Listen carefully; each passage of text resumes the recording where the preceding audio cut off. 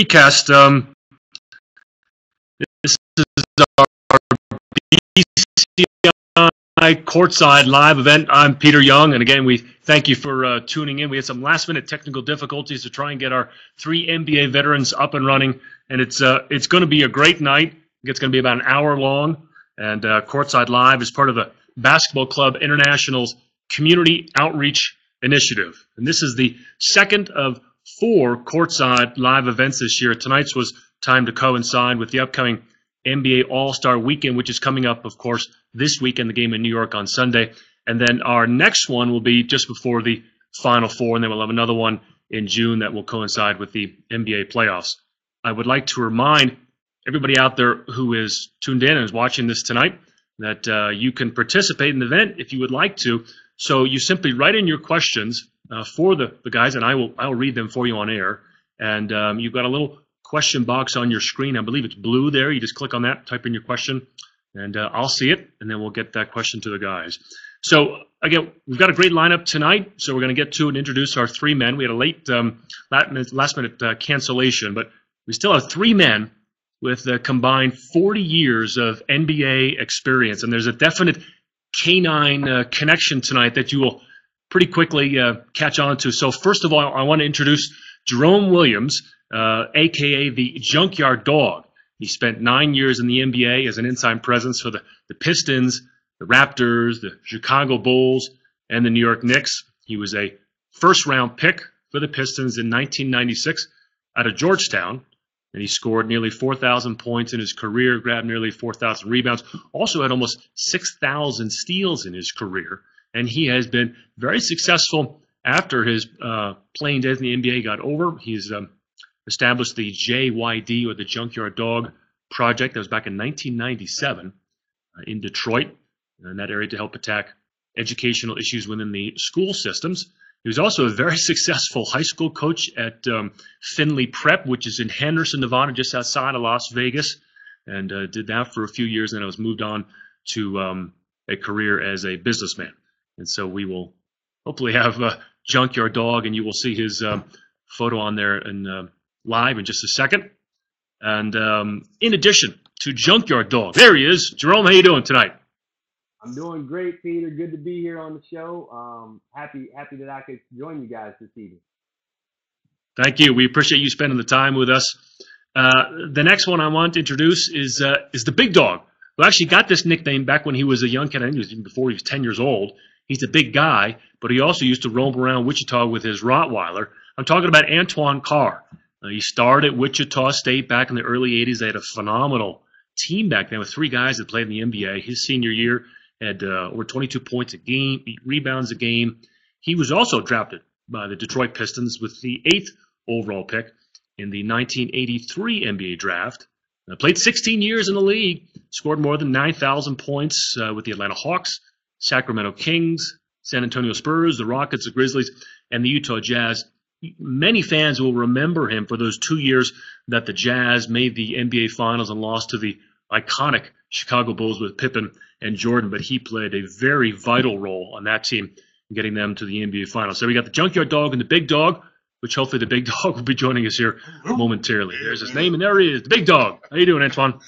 I'm doing good, Peter. How are you doing? I'm doing fantastic, thank you. And again, we did promote this, that we would have Luke Ridnour on. He currently plays for the Orlando Magic, but right now we have been told by the Magic that he's not with them at this moment, so he's not with us tonight as well due to personal reasons. So at the last minute, we had another fantastic guy step forward, another NBA veteran, Olden Polynice, played at the University of Virginia. He's from Port-au-Prince, Haiti, 6'11", spent 15 years in the NBA, averaged nearly 8 points a game, nearly 7 rebounds a game for the Supersonics, Pistons, Clippers, Kings, and Jazz. And Olden, nice to meet you. I haven't actually got to introduce myself to you yet, but do you have some kind of a nickname as well that deals with a dog or some other kind of animal? No, I don't. Thank goodness.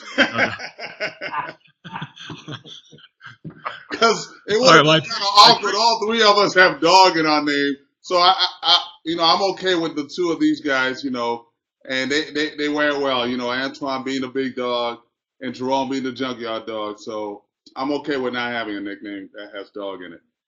I was gonna Well, again, Olden, give you the old dog.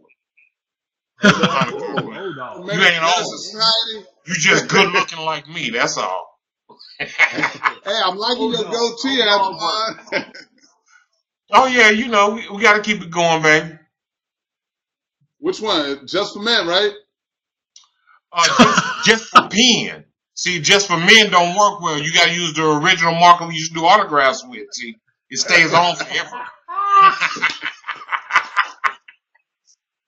I love it. I may just sit here and smile and laugh all night, folks. So that we could probably just let these three guys carry the show. But Olden, so I want to ask because I was trying to do a little research and looked you up on Wikipedia to see what kind of questions I could ask. And so on Wikipedia, it talks about you being an ambassador to Haiti. So what exactly does that mean? What are you doing? Yes. 2 years ago, I was appointed by President Michel Martelly of Haiti as an ambassador at large, meaning I have all the privileges of an ambassador, but I'm not in the political side of it. So I basically bring a lot of business into Haiti and bringing awareness and things of that nature to Haiti. And we've done some tremendous work, as far as the rebuilding process of Haiti. And I was also a part of the Clinton Bush initiative. So, it's a long process. It's years coming, but one day at a time, we're taking it and we're doing the best we can. You still have a lot of family down there? No, after the earthquake, several of my family members passed away in the earthquake, and then my dad was there, and he said, "I'm done." He came back. He moved to Orlando. He said he doesn't want to be back there anymore. Mm. And is that where you are now, or how far away are you from your father? No, I'm in Los Angeles right now. Gotcha. Okay, well, guys, it's the All-Star Weekend that's coming up. And again, I was combing through the records, your guys' average, who you played for, which team, all those years. I couldn't find any one of you guys that actually made the All-Star team, but did any one of you participate in the dunk contest or any of the kind of skills competition? I was in the All-Star Celebrity Game back in the day. The fans voted. And they said, Junkyard Dog isn't in the actual game because I might have been a little too rough for that error, and Olden and of course Antoine, the big dog, can testify to this. So they put me in a safe game, which was a celebrity game, which of course I had to be easy on those celebrities because they really didn't know the game like the dog himself. So very protected. So I have played in all-star game festivities. It was just a celebrity angle. Yeah.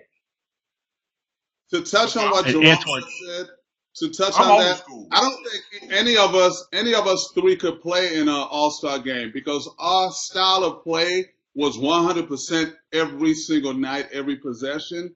And most all-star games, you got to take it easy. I don't think we knew how to take it easy.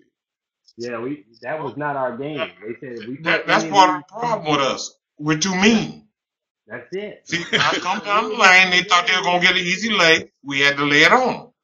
And that's the way it would be in the All-Star game. So they said, no, we're definitely not letting them dogs in there. And OP getting too hard, so we ain't gonna let OP in there either. I second that. Antoine, you smile too much. I know you're not mean. Oh, I'm smiling now because I'm not on the court. If you see me on the court, it's over. Until we're done, even if we're friends.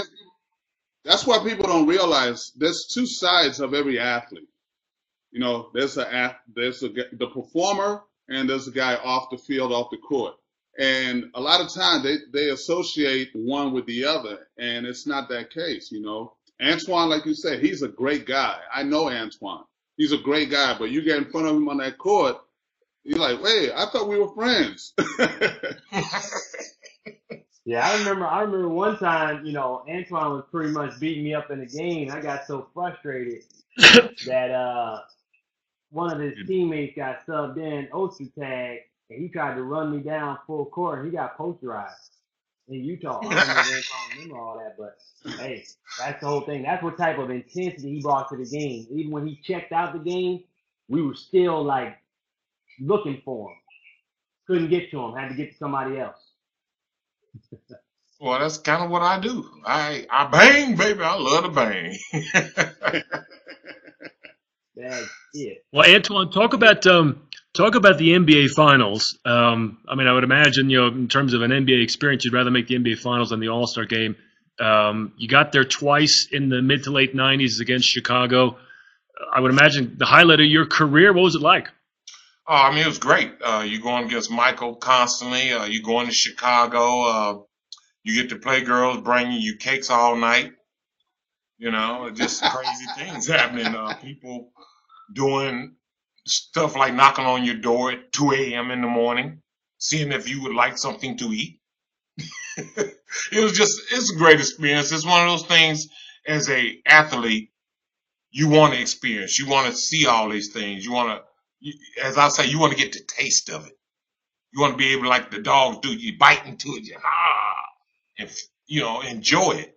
And that's what I did. For those 2 years, it was great. I thought the next year we'd have did it again if they had kept us together, but unfortunately they didn't. And this team that I'm wearing happened to have won at that time at the lockout. So. And what about Jerome and Olden? How close did you guys get? You guys didn't play in the finals, did you? Either one of you, or did you get close? I didn't. I was in the playoffs many years, but I never got to the finals. We lost. The furthest we lost to the Lakers in the second round. And that was pretty much it. That was usually when it ended for us, was in the second round. Couldn't quite get over that hump. Yeah, my playoff. What about you, Jerome? Playoff life pretty much was 6 out of the 9 years that I played in the league. Pretty good, fairly good percentage. I was on pretty much winning teams, but didn't get to that Eastern Conference final game. Closest years was when we played with the Raptors and had that Vince Carter, Antonio Davis, Alvin Williams, Morris Peterson lineup, and just great times. But weren't able to make that ultimate push to get into the finals. But as Olden and Antoine tell you, it's hard enough just getting into the playoffs, and then once you get in the playoffs, winning a series is tough. So, looking back on my time in the NBA now, I just cherish all those moments and cherish the fact that I was able to make it to the playoffs every year for the majority of my career. Yeah. Well, speaking of having incredible runs, Jerome, I just want to bring up the time you had at Findlay Prep there in Henderson. I know you were an assistant for a while, then a head coach. Some of the people watching may not know much about that high school. It's a fascinating story, how it operates, and also, how successful you were. So just kind of talk about that, if you wouldn't mind. Yeah, I had a lot of fun. After moving to Henderson, Nevada, after playing in the NBA, I moved out here from New York. And it was this high school team that a lot of people in the community kept asking me, did I play on? I thought that was kind of strange, just from the mere fact that I had been playing in the NBA, and they were asking me if I played high school basketball. So I was asked to come in and actually play against some high school players. And at first I was like, really? I mean, that's not fair for an NBA guy to come play against high school players. And he kept asking me. So finally, I come in the gym, and I'm playing against. To start off with, they had Corey Joseph, Tristan Thompson, and Avery Bradley. So on one team, I'm saying to myself, "Wow, this is not high school basketball. These guys are pros." And so the next year, of course, Avery Bradley goes to school at Texas, and then he's a 17th first round pick in the NBA draft. And I was like, wow, I was right. Maybe I need to go get me one of them GM jobs. Then the next year, you had Tristan Thompson get drafted by Cleveland Cavaliers, number 4 pick. Corey Joseph, first rounder as well, for San Antonio Spurs. And I was like, man, this is a different situation. So I was approached by the school to start a player development class where we teach them the ins and outs of not only the NBA, but just some of the roles that they want to avoid in their path of get into their ultimate dream.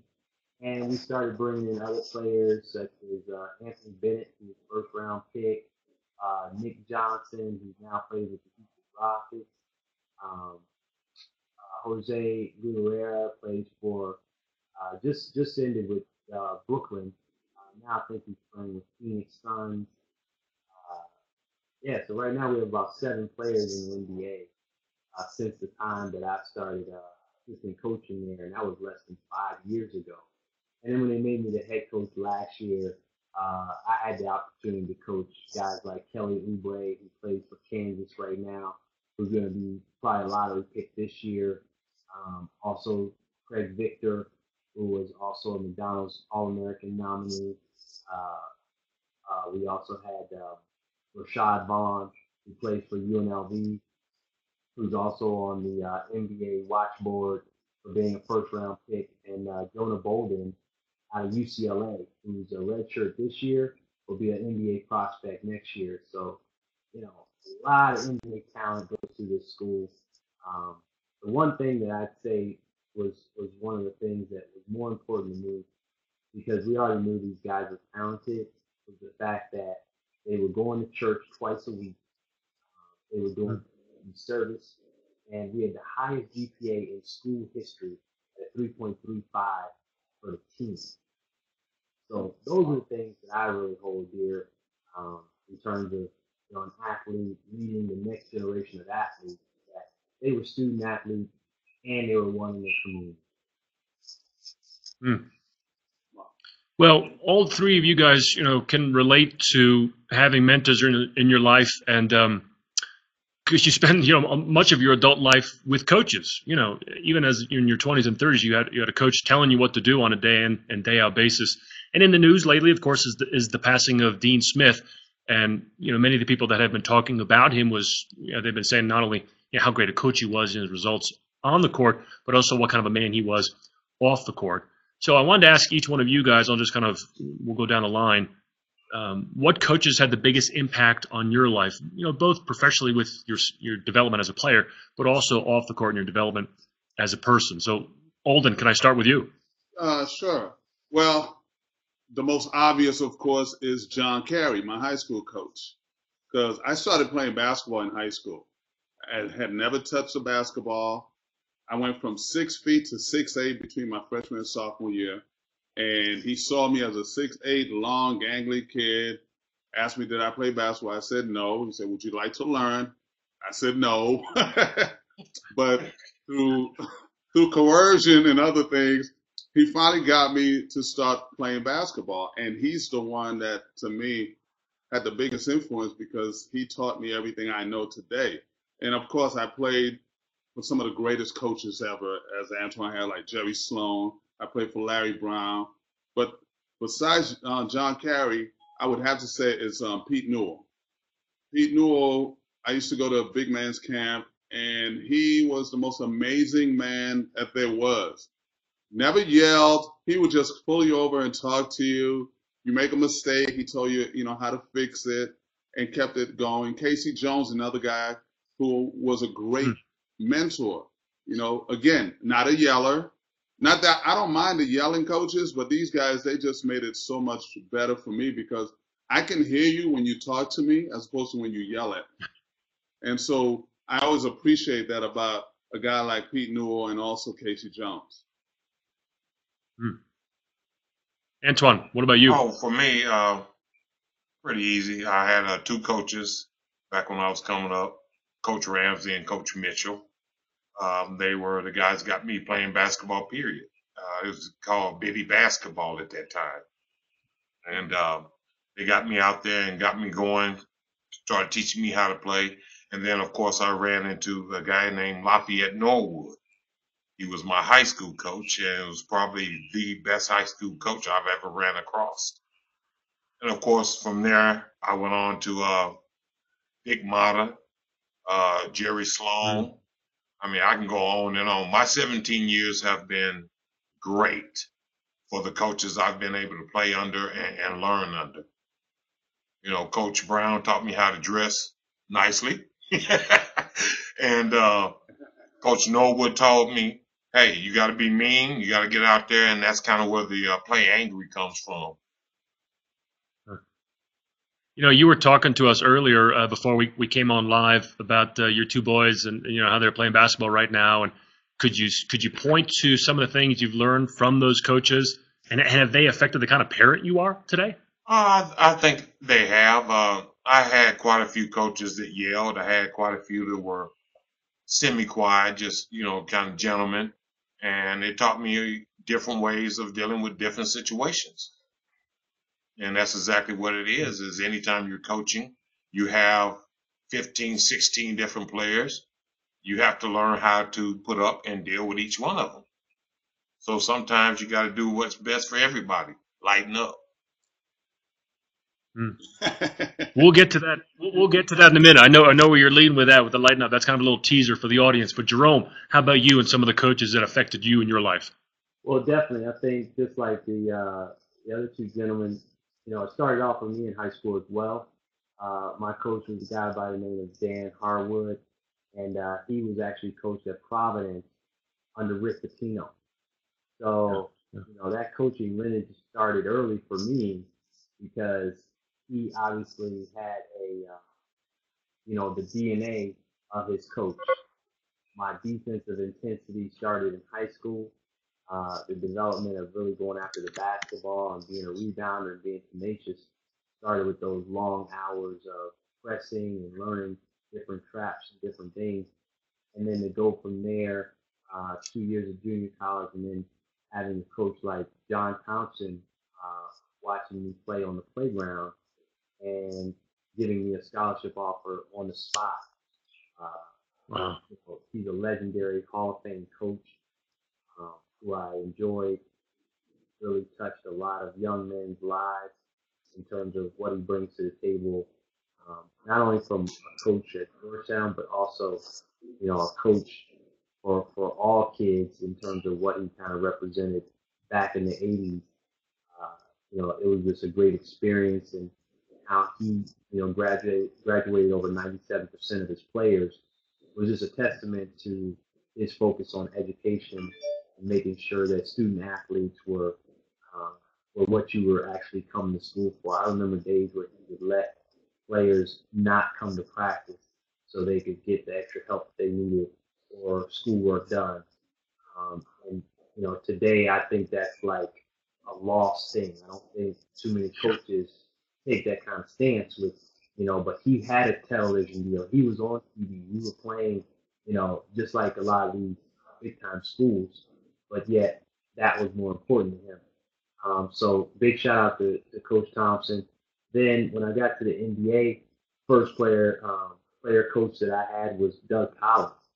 We all know Doug. He's our favorite analyst on TNT. But Doug as a coach was very discipline oriented. He was a tactician, a great X's and O guy, and that's why he's able to explain the game to the fans, and people enjoy watching and listening to him commentate. And then on to my favorite coach out of all of these guys, Lenny Wilkins. Coach Lenny Wilkins was, just that, for in terms of, and I know Olden and Antoine probably know the stories of Lenny Wilkins practices, because word about coaches' practices gets around the league. And Lenny had one of the lightest practices of all NBA coaches, and that just added about 10 years onto my, dog pound life. That's why I can still get up and dunk on Olden Polynice right now, thanks for Lenny Wilkins.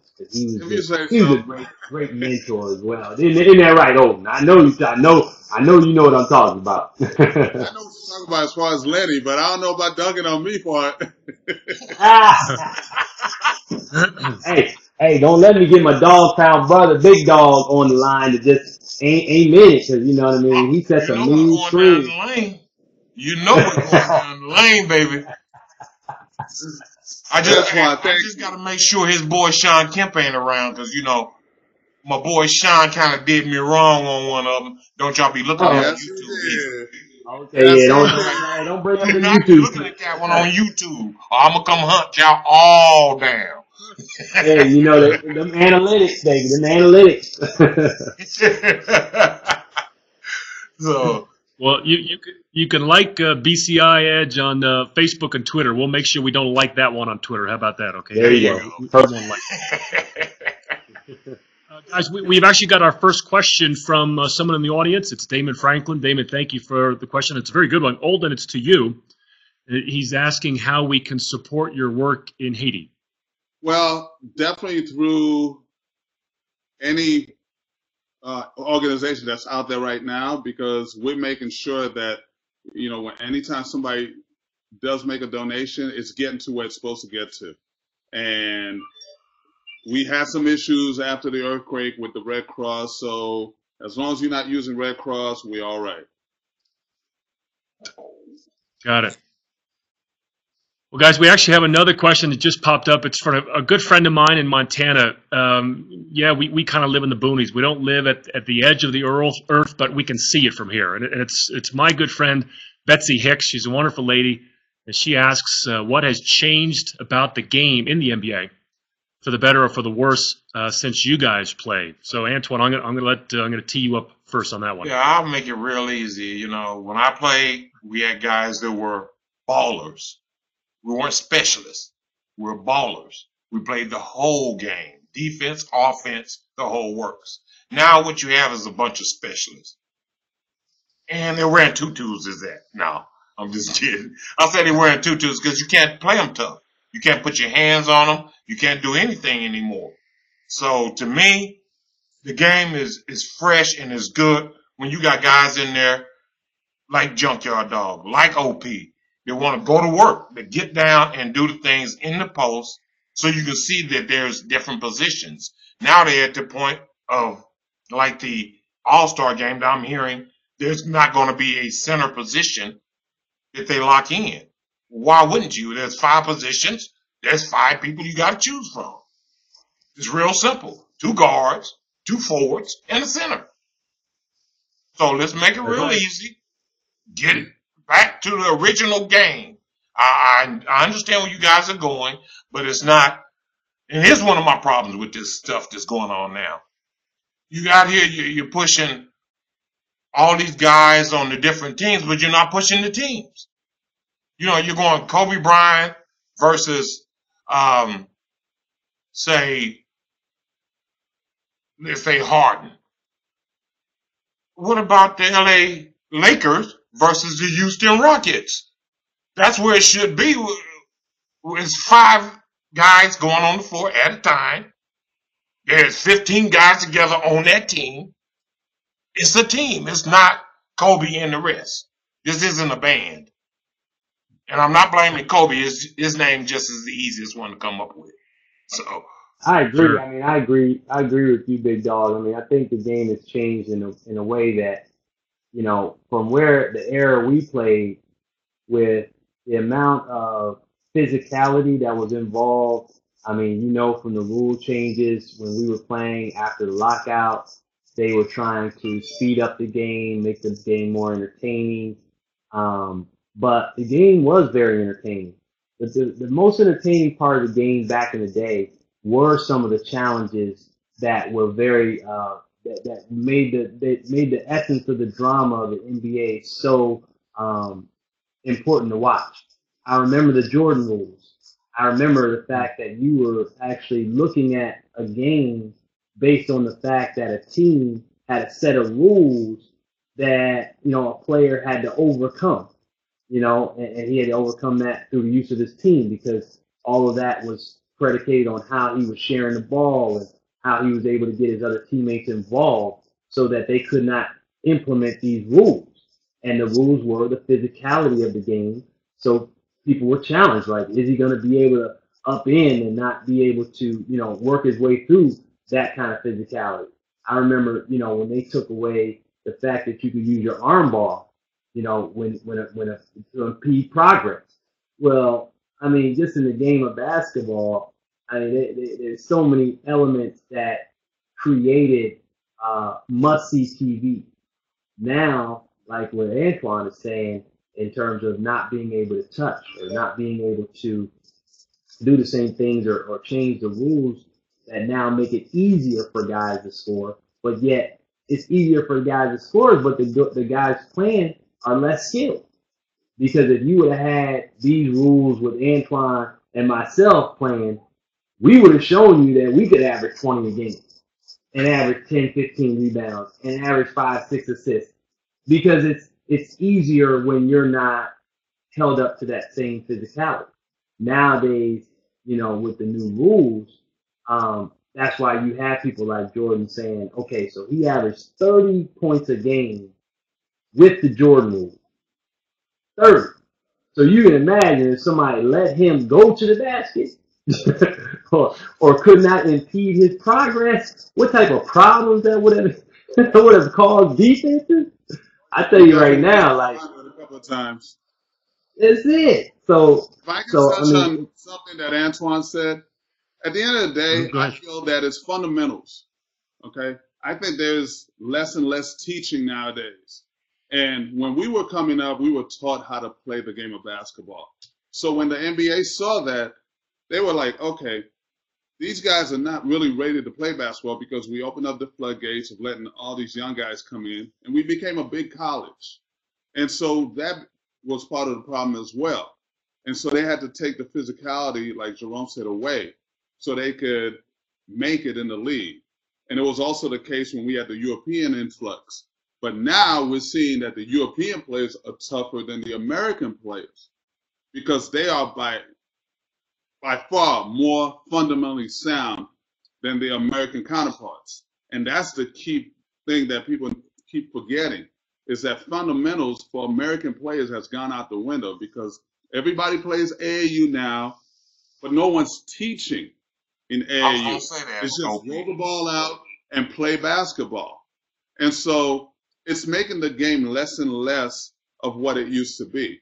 And one last thing, the NBA has always been individually driven by stars. So I was really impressed by what they did last week when they named all 5 Hawks starters as players of the month. I love that. I agree. Beautiful. Finally, they put team in front of individuals, and I loved it.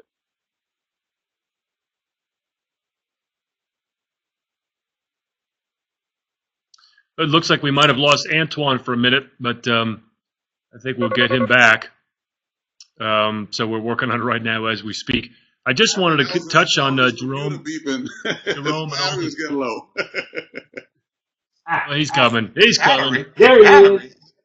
I'm old school. We don't use batteries. We plug it in. That's why your computer died. I told you. When you said, do I use just for men? I'll say just for pen, baby. Just for pen. We're going to do it right. But that's what we were talking about, the AAU. That is part of my biggest pet peeve right now. How can these kids learn to play ball when you're playing 4 and 5 games in one day?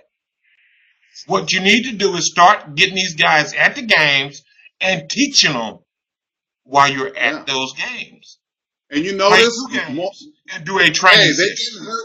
They're getting hurt more and more now. They have everything now. They have the private plane, they have the masseuse, they have the chiropractor, they have everything now, and they're getting hurt more and more. Well, they're not training their bodies. That's the problem. It's all the games that they're playing. They're breaking down at a younger age now. That's right. Yeah, well, it should be more training instead of running up and down the floor with 3/4 shoes on or low-cut shoes on and no tape. Oh, and I got hurt. You wonder why. Hey, guys, I wanted to touch on the last question that we talked about in terms of the coaches that had an impact on your lives. And I just want to go over the list of some of the names that you guys brought up. Pete Newell, Lenny Wilkins, Doug Collins, John Thompson, Jerry Sloan. I mean, that's an amazing list. And so then you think about it, the young kids that are either, tuning in tonight or the young people that you come in contact with, think about all of the wealth of information that those men gave to you. And now that you guys can share and impart to young kids that, they're teenagers and they want to become either basketball, football, or some kind of star. They want to play a sport. So my next question is, and I want to ask you, what do you wish you had been told when you were in high school, 16, 17, or 18? What do you wish some coach or a parent or a mentor had told you before you got to college, before you got to the NBA? Because hindsight's 20/20, right? What do you wish you knew then, then that you know now? So, Jerome, how about you? Well, I definitely would have to say that I wish someone would have said to me, really choose people around you in a way that you want to see these people 30 years from now. I think that would be a key. Not that I made a lot of wrong choices in people that I've associated myself with, because I've always tried to associate myself with good people. But in high school, I think that I would have probably looked at things a little differently, and I think that holds true today, because I can clearly say that the same friends I had then I might not have today, but the quality of friends that I have today are probably a lot better, than they were back in the day. Because when you get into the NBA, the hardest thing is really trying to figure out who your friends are, especially when you're making new friends every day. People are approaching you every day, and trying to vet someone's true motives was something that I never had to experience. So getting that heads up in high school would have probably set the foundation for when I got to college. Because when I got to college and I was around Coach Thompson, he talked to us and told us about some of these things, but that was when I was hearing it for the first time. So if you take me back to high school and say, what would I have wanted to hear, or what I think would have helped me a little bit more, I think that having that on my radar, the sooner the better. Sooner the better. Yeah. Antoine, what about you? Well, for me, it would probably be dream big and live big. I always had that attitude. I always had to look out for other people. My dreams were always about other things for other people.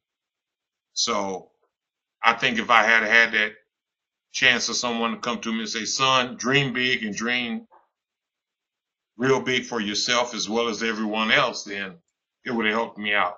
I think I was too nice at times, and then that made me more mean on the court. So that's kind of my idea of it, is I should have tried to balance it out a little bit more, and still let people know, if you come in the paint, that's the dog pound. You're not allowed in there. That's a good one. Hey, Olden. I see we got a question, and I'd love to jump right in on that, Peter, because Annette. Yeah, go ahead. I have to answer first, Jerome.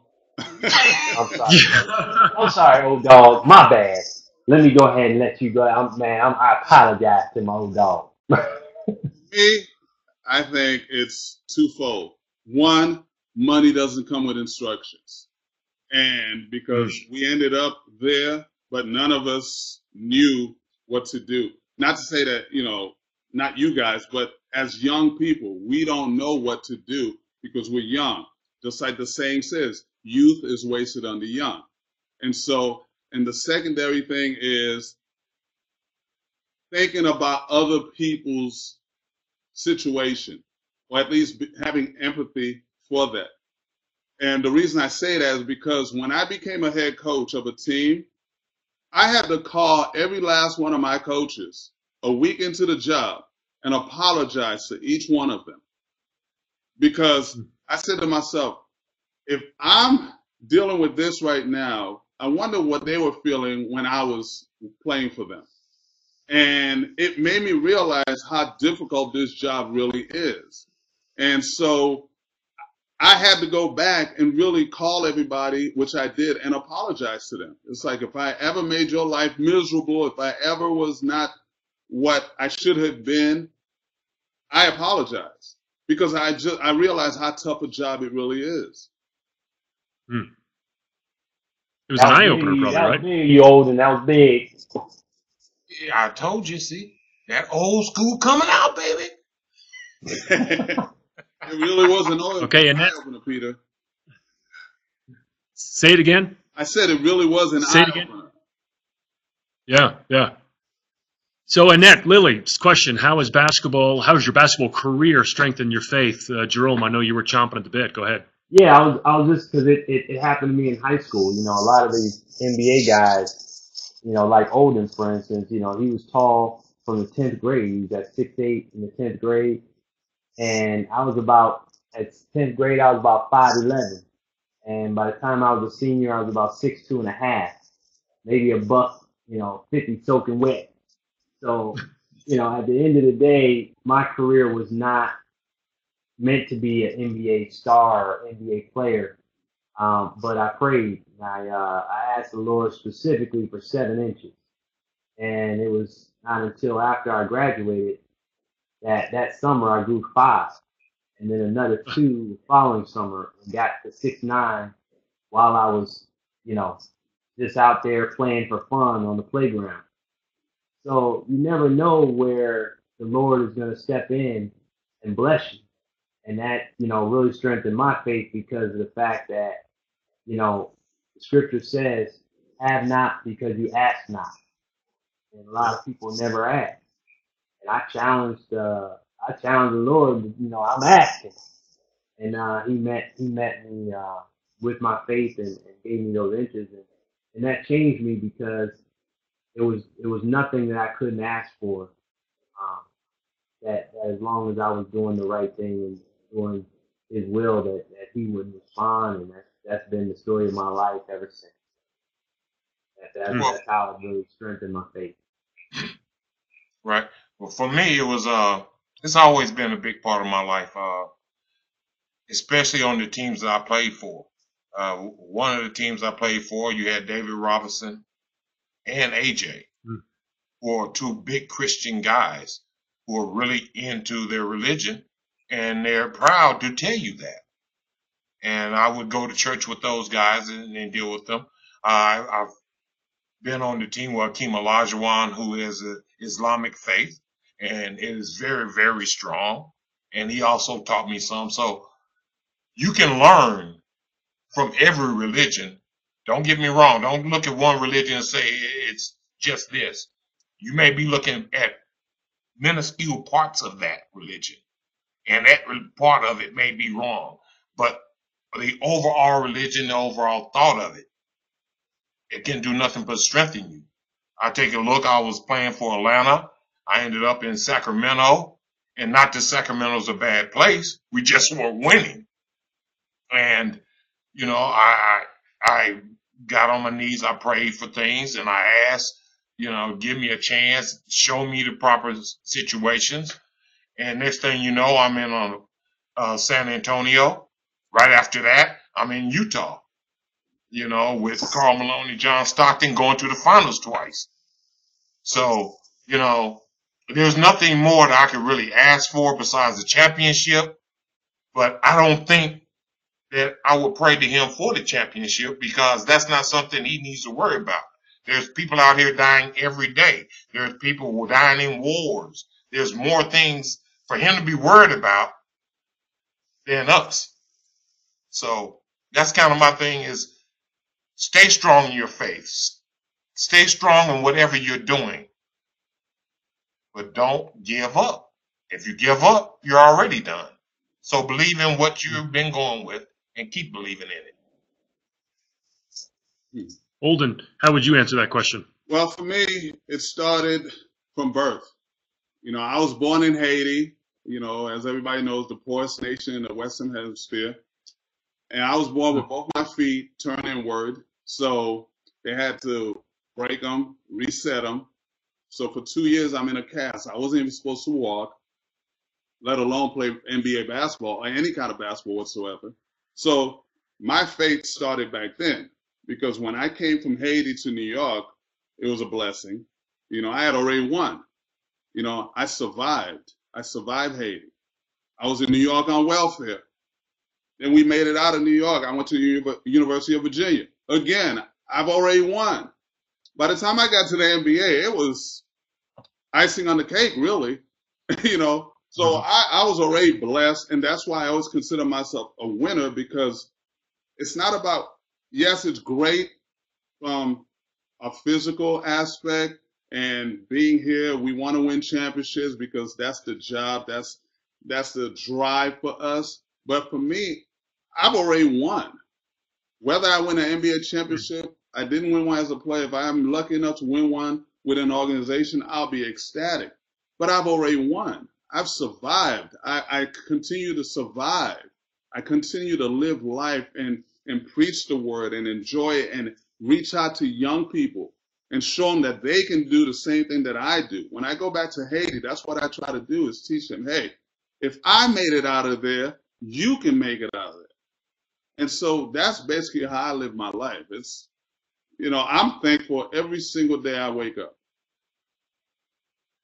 Well, I think that's Olden, you know, when you that most people go ahead should feel like. Like I was saying earlier, we get too caught up in things around the world nowadays.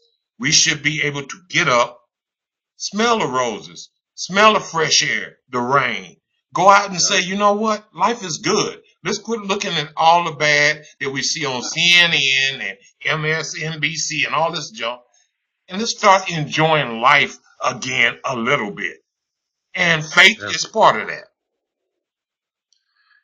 And Olden, I was going to say, I really enjoy the comment you said about already being a winner. And I think about, you guys know who Chuck Pagano is, the head coach for the Indianapolis Colts, and how he was suffering through brain cancer a couple years ago.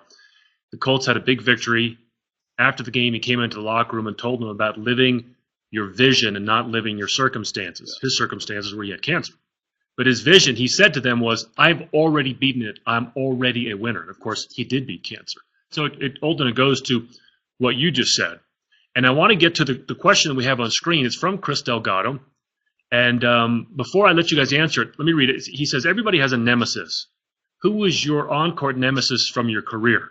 Before I hand it over to you guys, I want to say that I've actually written a book. It's called The Blue Team, and it's going to be out here sometime this spring. And kind of the story behind it is that our greatest nemesis that we have in our life is ourselves. We are our own worst enemy. Yes. And it is through faith that we can overcome that we can renew our minds, and that nemesis, our mind, is no longer in control.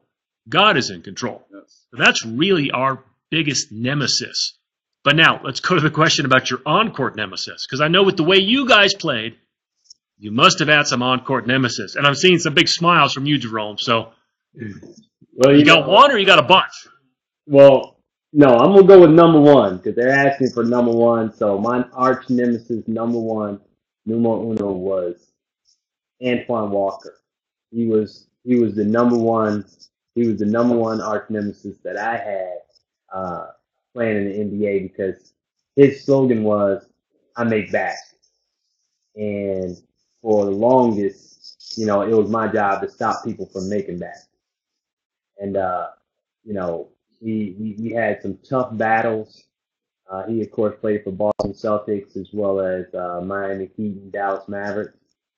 So it was my job to put a stop to Antoine making baskets. And the fun part about it was my career numbers doubled every time I saw him on the other side of the playing field. So that would make an arch nemesis, because when they bring out the best in you, you know, and shout out to Antoine Walker, who's doing a lot right now for kids and youth, going around and actually speaking about some of his downfalls of playing in the NBA and spending a lot of his income. And I really give him props for doing that, really trying to help the next generation learn from some of the mistakes that he had. But but he knows it. He used to bring out the best in me because of his trash talking ways. So shout out to Antoine Walker. Oh, Antoine, what about you? Wow. Well, I'll go with my main man, Charles Barkley. Me and him used to go at it all the time. And you know, Charles will never shut up. That's right. That's one thing you know about Charles. He'll never shut up. He's going to talk stuff to you all the time. When we used to go at it, and we walked through the halls and we're going at it. but we loved each other and we enjoyed each other. And to this day, you know, he still tries to claim that I messed up his golf shot because he came and said he tried to go up strong on me, and I had to lock that arm down a little bit, and it kind of messed up. So now he's trying to blame me for that. You put the hitch in it. Well, that hitch was already there. I tried to straighten it out, but it didn't work. But that's my boy, you know, Charles. And then, you know, I had a bunch of guys I had to go against because, you know, then you're talking about the bad boys.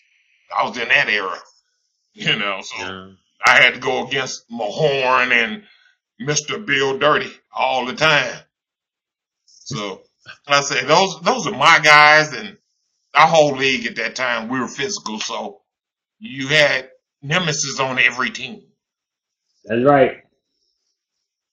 Olden? Yeah, that's what I was going to say. My nemesis, there wasn't one individual, but I will get to that in 1 second. But my true nemesis was anybody that played like me. You know, they're the ones that I didn't like. You know, a guy like Antoine, I didn't like to go up against because I was like, oh my God, I can't have an easy night. You know, I love playing against Shaquille. People used to always like wonder why I say that because it's easier to play him. You know, not to say that it's not difficult, but I know he's not going to go hard the whole game. So I'm going to get baskets and I'm going to do some things.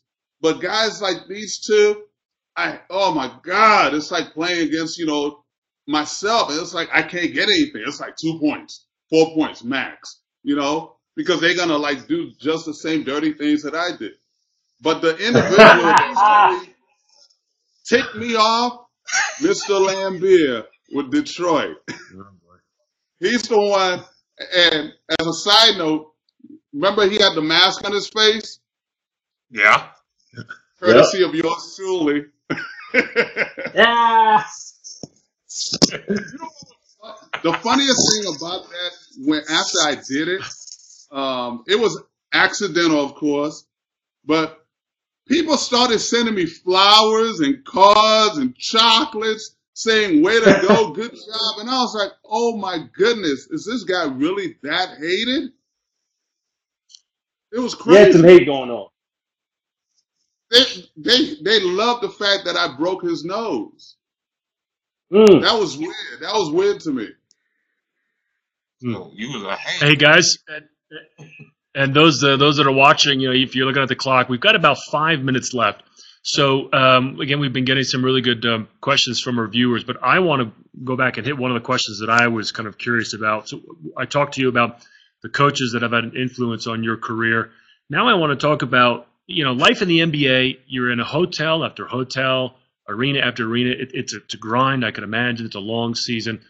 So tell me then about guys was either a coach, a teammate, a trainer, a buddy that would help keep you accountable when you're on the road during that season, whether it was, you know, spiritually accountable or just doing the right thing accountable. Who were the guys? Was there a specific teammate or somebody in your life? How did you survive and keep yourself accountable during the season? Jerome, go ahead. Well, one of the main guys that I, you know, there were different guys on different teams, but in New York, Allen Houston. Allen Houston was another prayer buddy of mine. We prayed for the team. We'd always go to chapel together. And those are the kind of people that you count on the road and during the season to just keep you focused on your faith.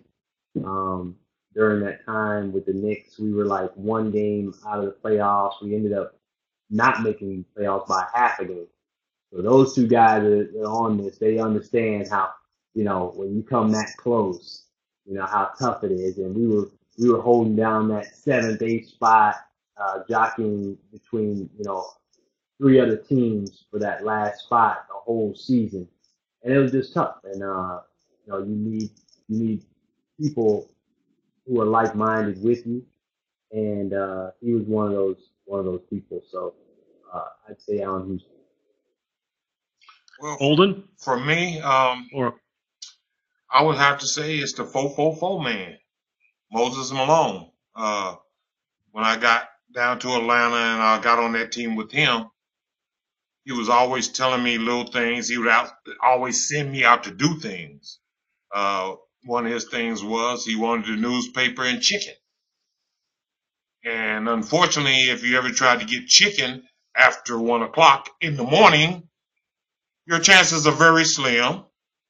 And if you go out and get the newspaper for him and you know Moses is not going to read the news, he's setting you up. So what they would do is they send me out, they have me doing all these type of things, and then they turn around and go, you know what, you're a good guy, young fella, because most guys wouldn't have done it.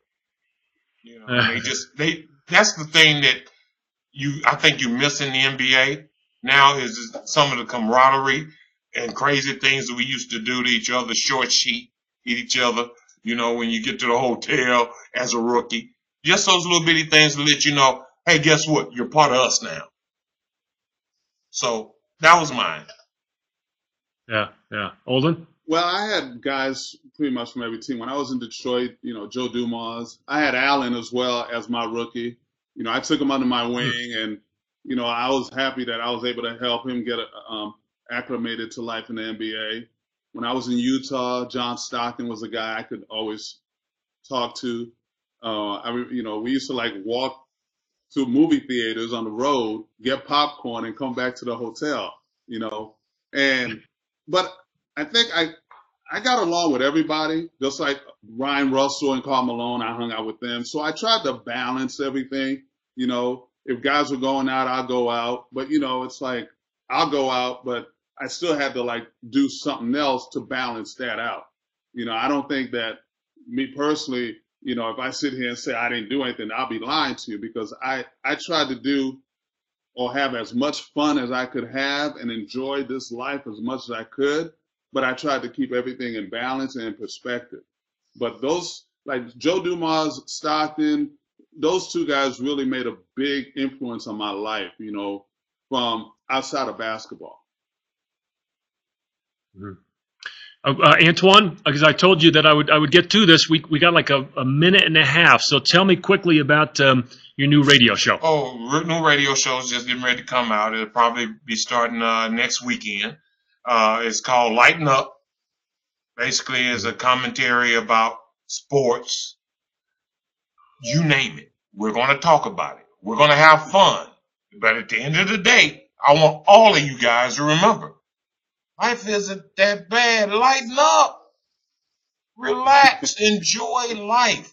If you learn to enjoy it, instead of always sitting around going, you know, this is going to happen and they're going to bomb Iraq tomorrow. Oh, God, what are we going to do? Iran is going to have the nuke. Look at the other side. Maybe Iran wouldn't need a nuke if we were all being friends and hanging out and being cool. Going out and have a little tea together. Do something other than think about fighting each other. So that's my thing. We're going to start talking about it. We're going to start getting on the news, letting everybody know that you guys, come on, lighten up. Life isn't that bad for you, and you shouldn't be running around here wanting to kill somebody over what they said. Okay? Got it. Thank you. Appreciate it. That's going to be must listen to. I'm going to get you. Well, hey, Jerome Williams, Olden, Polynice, Antoine, Carr, we appreciate your time and your insight and your willingness to spend this 1 hour with us tonight. I want to invite all of you that are watching tonight to join us again. That'll be March 31st. That's our next event. It's the same time. So it's 9 Eastern, 7 Mountain, 6 Pacific. It's the Tuesday prior to the NCAA Final Four weekend. And the last event of the year will be in June. Again, that'll be during the NBA playoffs. I'd also like to mention BCI Racquetball. So if you're looking at your screen, you should see the icon below where you're looking at us. It's a fundraiser to support BCI's outreach to kids, especially during the most exciting month of the year, which for us, of course, is March Madness, and that's in March. So you purchase your brackets early. It's $10 a bracket. There's no limit. You click on the link, and takes you to BCI.